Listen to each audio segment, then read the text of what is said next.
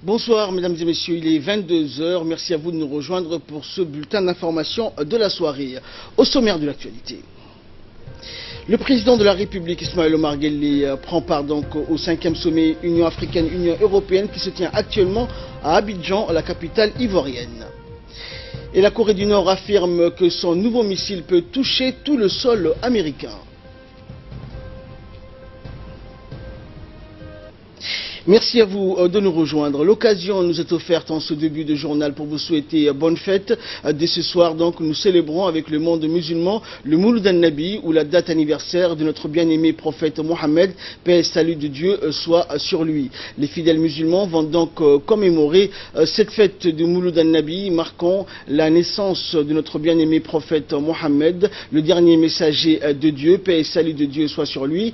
Demain, donc, ayant été déclaré journée férié, chômé et payé. Et sous le haut patronage donc du Premier ministre Abdelkader Kamil, le ministère des Affaires musulmanes, de la culture et des biens Warf a réuni aujourd'hui tous les ulama et responsables religieux pour inciter donc les Djiboutiens à célébrer avec ferveur cette fête religieuse. Des grands rassemblements faits de prières, d'incantations ou de prêches se dérouleront comme chaque année un peu partout dans la capitale et les régions de l'intérieur. Un verset du Saint-Coran dit « Allah et ses anges bénissent le prophète, ô combien vous les croyants priez pour lui et appelez sur lui le salut ».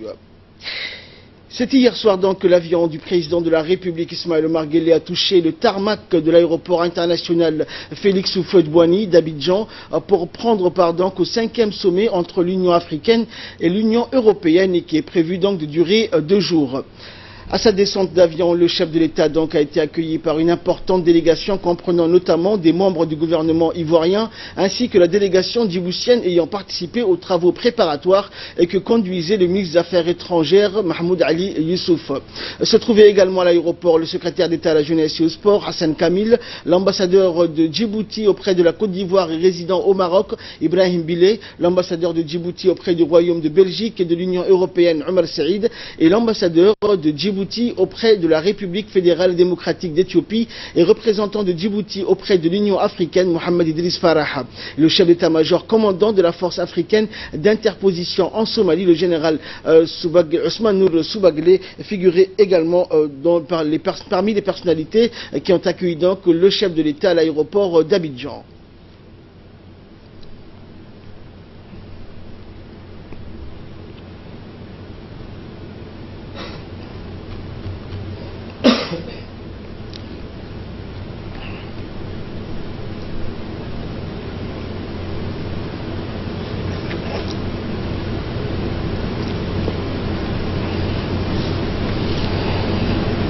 Et avant l'ouverture de ce sommet aujourd'hui, l'ambassadeur de la République de Djibouti auprès de l'Éthiopie et représentant permanent auprès de l'Union africaine, Mohamed Idriss Farah, a précisé que ce sommet se focalisera essentiellement sur les questions relatives à la paix, la sécurité, les migrants économiques, le transfert des compétences et de savoir-faire, les échanges économiques entre les 2 grands regroupements. Nous l'écoutons.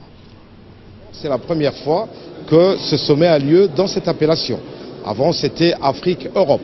Là maintenant c'est Union africaine et Union européenne. La particularité réside dans le retour du Maroc dans l'organisation. L'autre appellation consistait à permettre au Maroc, qui n'était pas dans l'Union africaine, de participer à nos discussions et à nos sommets.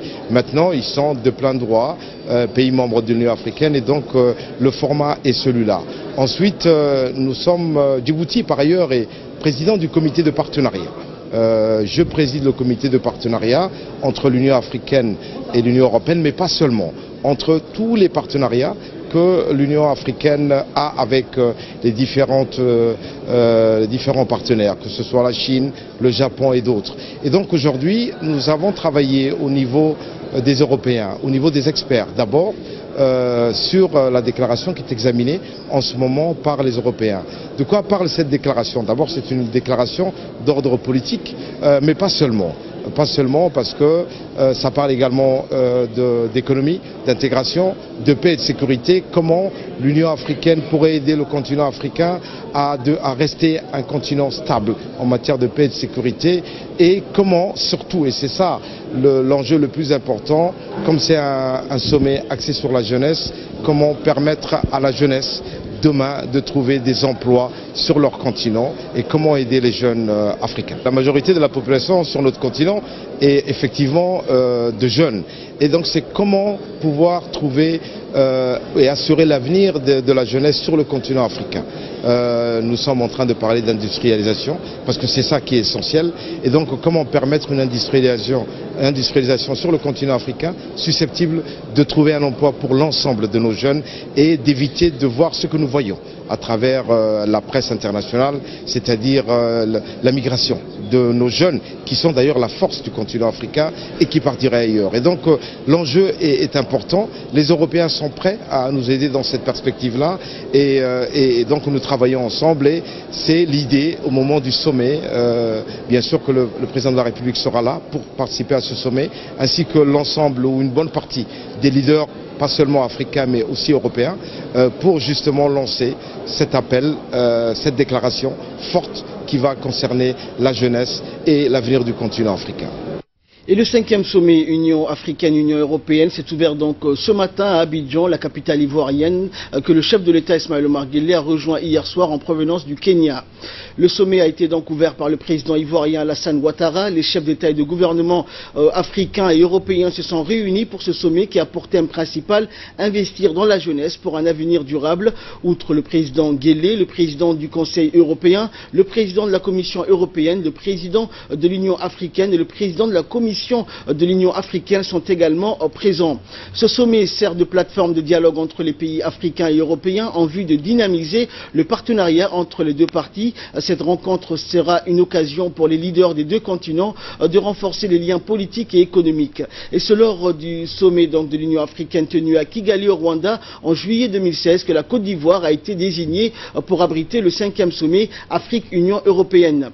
83 chefs d'État et de gouvernement et quelques 5000 participants des 55 pays d'Afrique et de 28 pays d'Europe sont donc à Abidjan. La commune de Cocody sera bouclée pour des raisons de sécuritaire, ont annoncé les autorités d'Abidjan. La transformation numérique de l'Afrique, l'industrialisation, la diversification des économies et le renforcement de l'entrepreneuriat sont des enjeux majeurs qui, aux yeux des décideurs économiques africains, doivent intégrer le menu des échanges lors de ce sommet. Car, estime-t-il, seul le développement économique du continent et la lutte acharnée contre le chômage des jeunes constituent des relations réelles, des solutions réelles et pérennes contre la fuite des cerveaux en Afrique et le phénomène de l'immigration clandestine. Le temps est donné et les défis sont énormes. La société civile africaine s'est également mobilisée et veut se faire entendre. Le sommet d'Abidjan prendra fin demain, 30 novembre. Que décideront les deux continents pour l'avenir de leurs relations? Nous le saurons d'ici demain soir.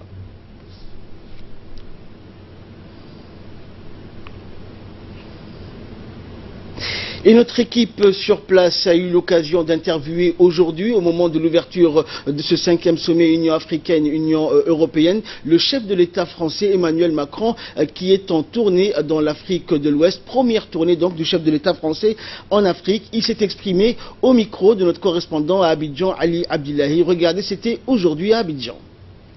Et je pense qu'aujourd'hui, le message que nous voulons envoyer, c'est un message qui consiste à dire que il ne faut pas que les investisseurs internationaux commettent les mêmes erreurs que par le passé. On doit écouter la jeunesse africaine pour savoir où elle veut aller et investir avec elle et pour elle. C'est ça ce qui sera le moteur de la France et de l'Europe. Merci. Également dans l'actualité, après 4 jours d'activités festives et marquantes à travers le pays, le ministère de la Femme et de la Famille et l'Union nationale des femmes djiboutiennes, avec l'appui de l'UNICEF, ont célébré aujourd'hui la journée nationale de l'enfant djiboutien au Palais du Peuple. Cette année, la célébration vise surtout à faire entendre la voix des enfants et d'exprimer une solidarité envers les enfants les plus vulnérables, dont les enfants à besoins spécifiques. Placée sous le patronage de Monsieur le Premier ministre, donc Abdelkader Kamil, cette célébration a vu la participation de plusieurs membres du gouvernement, des représentants du système des Nations Unies à Djibouti, des représentants de la société civile et bien sûr de nombreux enfants. La journée a démarré par la récitation du Saint-Coran interprétée par les enfants du CPE suivi de l'hymne national. Et ensuite, ce fut au tour de plusieurs jeunes enfants artistes qui ont interprété des poèmes, des sketchs, des chansons et des danses traditionnelles, puis modernes, puis rythmées donc l'ambiance de la salle. Avec une salle bien sûr acquise à leur cause, les enfants étaient à l'honneur aujourd'hui.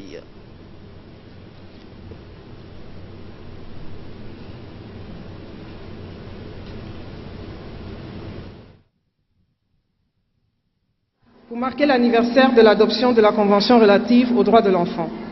Plus de 130 pays organisent cette année des séries d'événements dans lesquels les enfants sont appelés à prendre les commandes. Et ceci dans la sphère politique, publique, à travers les médias, les affaires, le sport, le divertissement, pour mettre en lumière les défis les plus pressants de leur génération. Et les enfants de Djibouti, comme on l'a vu tout au long de la semaine et aujourd'hui, participent activement à ce mouvement mondial mené par les enfants. Le Premier ministre Abdelkader Kamel et la ministre en charge de la femme et de la famille, Moumine Ahmed Hassan, ont prononcé des discours donc mettant l'accent sur l'engagement de Djibouti à respecter et suivre la Convention des droits des enfants signée à New York. Suivant d'abord un extrait des deux discours, celui d'abord de la ministre de la femme et de la famille, Moumine Ahmed Hassan. Nous avons passé une semaine riche en émotions, riche en savoir. On a beaucoup appris par les enfants. On a rencontré des enfants qui ont parlé avec leur cœur, mais qui n'ont pas parlé pour eux. Ils ont parlé pour les autres enfants. Ils nous ont posé des questions pertinentes. Ils étaient soucieux pour ceux qui n'avaient pas de toit, pour ceux qui n'avaient pas de travail, pour ceux qui n'avaient pas accès à la santé. Et ils ont pensé aussi à leur propre épanouissement en nous demandant, s'il vous plaît, en tant que responsables, pensez à nous aménager des espaces où on va s'épanouir. On a pris note de tout cela. On va essayer, en tant que responsable, en tant que ministre, on va essayer de faire de notre mieux pour répondre à ces doléances. Et nous allons demander à Dieu de nous aider dans cette décision, dans cette responsabilité, dans ces engagements. Certes, pas facile, mais avec de la volonté et une bonne coordination, je pense qu'on va y arriver. Et le Premier ministre Abdelkader Kamel Mohamed a pour sa part rappelé que l'enfant est pour chacun de nous la finalité même de la vie. Ce sont eux donc, a-t-il dit, qui donnent un sens à notre vie. C'est pour eux que nous construisons l'avenir de notre pays. Nous l'écoutons. Le thème retenu cette année, donnons la parole aux enfants, revêt de plus un caractère particulier. Ce thème permet d'aller plus loin que le respect des droits des enfants, plus loin que l'approche simplement protectrice de l'enfant. Il nous rappelle que chaque famille et chacun de nous doit porter une grande écoute aux enfants. Le but n'est pas seulement de leur permettre de s'exprimer, mais aussi de comprendre les problèmes auxquels ils sont confrontés. Donner la parole signifie aussi écouter leurs interrogations pour pouvoir mieux les guider. L'éducation de la famille est irremplaçable pour les enfants. Elle permet d'anticiper les erreurs de jeunesse. Donner la parole, c'est associer les enfants à la construction de leur avenir. C'est leur éviter un certain nombre de dangers. Le droit à la protection, à l'expression, à la participation, comme la réalisation de tous les droits des enfants et des jeunes, sont les conditions nécessaires pour obtenir un avenir plus radieux. C'est la condition pour avoir une société apaisée, tournée vers la construction du pays. Là, je voudrais m'adresser aux enfants. Chers enfants, nous vous donnons la parole pour que vous témoigniez que nous sommes à votre écoute, mais aussi pour que vous sachiez dialoguer avec votre famille. Prendre la parole impose, en contrepartie, la nécessité d'écouter ce que les aînés disent.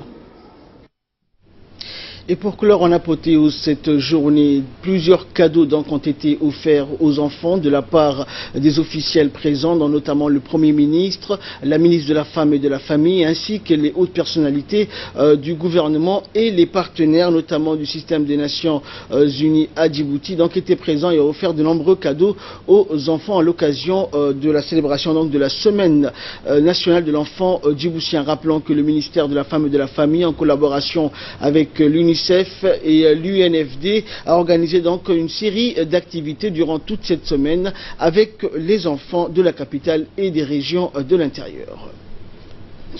Et la population de la région d'Arta, à l'instar du monde musulman, a célébré également ce mercredi la fête du Mouloud al-Nabi, qui est la célébration de l'anniversaire de la naissance de notre bien-aimé prophète, paix et salut de Dieu soit sur lui.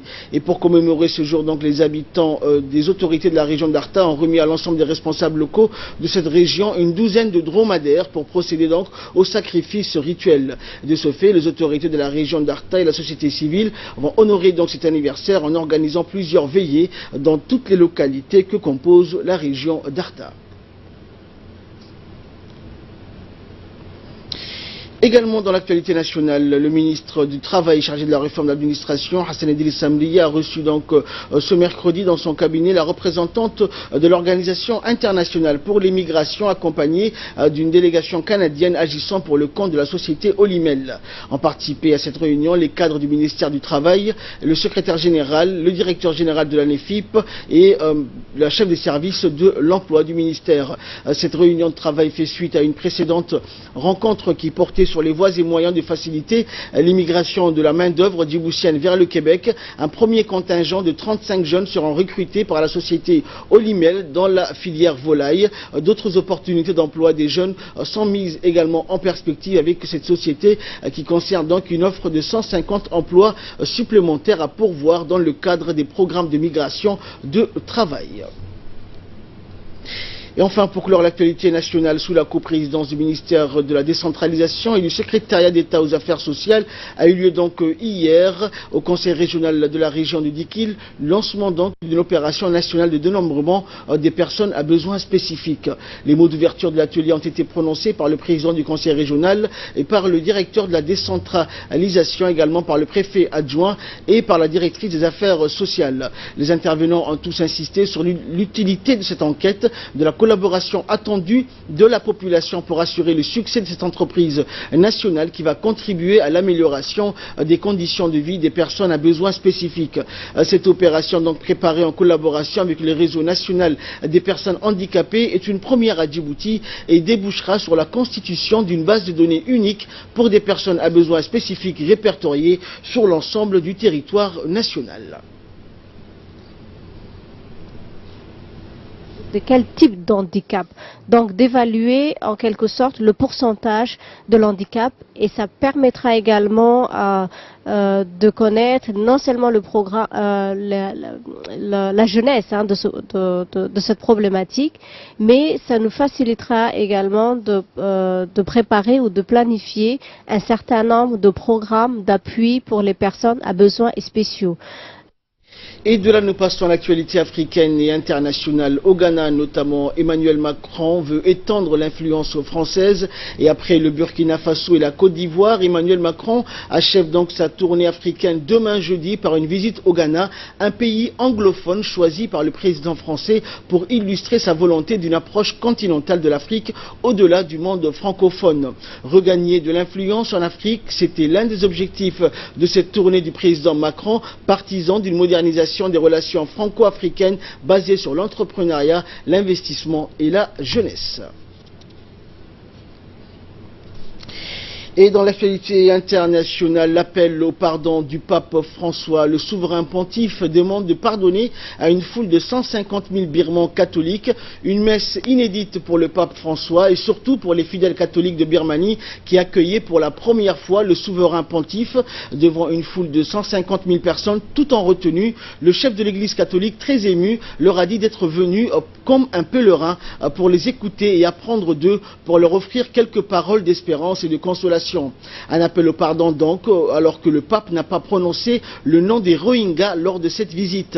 Dans son discours hier, alors qu'il rencontrait la présidente birmane Aung San Suu Kyi, il a soigneusement évité d'y faire mention pour ne pas mettre la minorité catholique en difficulté face à la majorité bouddhiste. Le pape François avait jusqu'à maintenant l'habitude de nommer les victimes du drame par mes frères Rohingyas. Plus de 620 000 membres de cette communauté musulmane a fui au Bangladesh ces dernières semaines devant les exactions de l'armée birmane. Et pour clore cette édition, à l'heure où le 5e sommet Union africaine, Union européenne se tient à Abidjan, nous allons donc parler de l'économie de la capitale ivoirienne, Abidjan, notamment de son port, le port d'Abidjan qui change totalement de dimension pour faire face à l'essor du trafic maritime. C'est l'ambition du port d'Abidjan. De grands travaux sont en cours pour agrandir et moderniser le poumon économique de la Côte d'Ivoire. C'est le poumon économique de la Côte d'Ivoire. Le port autonome d'Abidjan voit transiter l'essentiel des échanges commerciaux du pays, une manne financière qui représente 80% des recettes douanières de l'État. Construit en 1950, il souffre aujourd'hui d'engorgement. Pour y remédier, des grands travaux d'extension ont débuté il y a 2 ans. Et face à la hausse du trafic maritime en Afrique de l'Ouest, l'enjeu est crucial pour le pays, mais aussi pour toute la sous-région, et notamment les pays qui n'ont pas accès à la mer, comme le Mali, le Burkina Faso ou le Niger. Chaque année, plus de 20 millions de tonnes de marchandises transitent par le port d'Abidjan. Ce chiffre devrait être vu à la hausse grâce à ces travaux d'agrandissement et d'approfondissement du canal d'accès à la mer, une porte d'entrée sur le port plus large et plus profonde. C'est l'un des chantiers emblématiques du projet. Un autre consiste à construire un 2e terminal à conteneurs. Objectif, pouvoir accueillir des navires de dernière génération sans limitation de longueur. Le chantier doit se terminer en août 2019. Plus de la moitié des travaux ont déjà été réalisés. Leur coût se monte à 1,2 milliard de dollars, un investissement indispensable pour l'avenir du port. Et une fois les travaux terminés, le port autonome d'Abidjan entend bien assurer pour de bon cette fois-ci sa position de hub leader sur la côte ouest africaine. C'est tout pour cette édition. Merci à vous de nous avoir suivis. Bonne fête du Mouloud An-Nabi et très bonne soirée.